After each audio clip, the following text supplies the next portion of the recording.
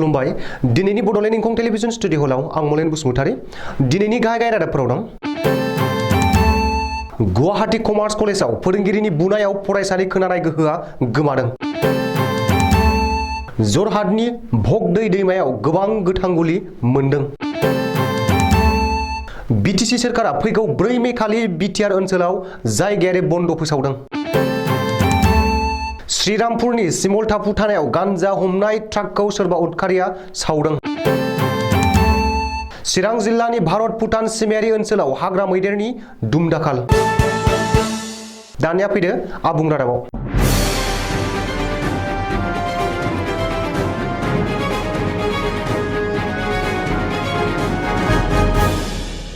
फोरोंगिरिनि बुनायाव फरायसानि खोमानि खोनानाय गोहोआ गोमानाय जाथाया आथिखालाव बयखौबो सोमोनांहोदों।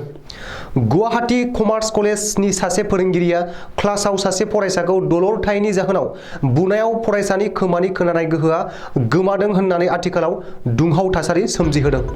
सुलुङाव मिथिनाय बादिब्ला गाहाय फोरोंगिरिया बिखुङावसो बुदोंमोन होनना बुंथिदों। गुवाहाटी कमार्स कलेजनि फोरोंगिरि म हिमन्त कुमार देखाया शुभंकर मुंनि सासे फरायसाखौ गाज्रि देहायारि साजा होदोंमोन।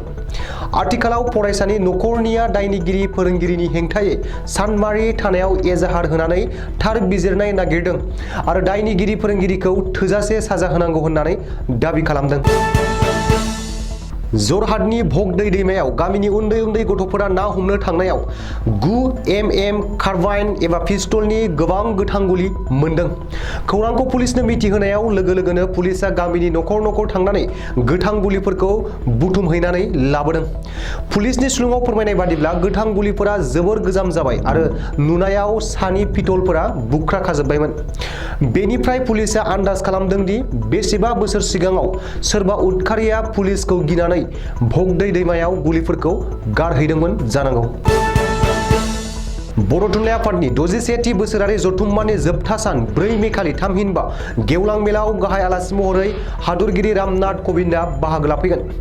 बे बिथिङाव नोजोर होनानै बिटिआरआव आगान होफैगोनखायनो बिटिआर खुंथाया लकेल हलिडे हिसाबै बै सानखालि बिटिआर ओनसोलनि गासै सोरखारि मावख'सालि लोगोसे सोलोंथाइ फसंथानफोरखौबो बन्द लाखिनो बिथोन हरदों।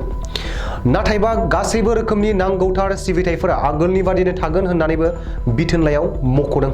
मिरु सोरखारनि बेन्दोंआव सामलायजानाय गासैबो मावख'नि अनगायै आसाम रायजोआरि मावख'फोरा बिटिआरनि मोनबा जिल्लायाव बन्द थागोन होननानै रोखायै मिथिहोदों। बेनि अनगायैबो फैगौ 2, 3 आरो 4 मे खालि बर' थुनलाइ आफादनि 61थि बोसोरसालिया जथुम्माखौ लोब्बा लाखिनानै आसाम सोरखारा 2 मेनिफ्राय 4 मेसिम लकेल हलिडे फोसावबावदों।